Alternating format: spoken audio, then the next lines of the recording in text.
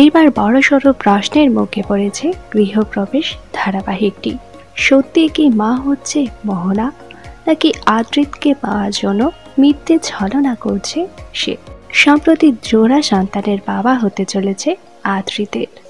তবে মোহনার প্রেগনেন্ট হওয়াটা কতটা সত্যি সেটাই প্রশ্ন দর্শকদের। কিছুদিন আগে মোহনাকে একটি রাতের কথা বলতে শোনা যায়, আর তার থেকেই মনে করা হয়েছে হয়তো সত্যি সত্যি প্রেগনেন্ট মোহনা।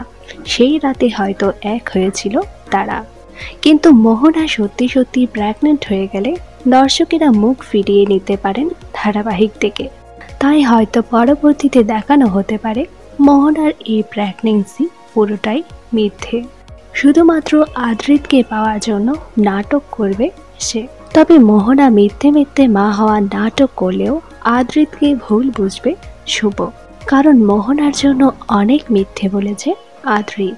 তাই দুই সন্তান নিয়ে এইবার হয়তো আলাদা হয়ে যাবে শুভ।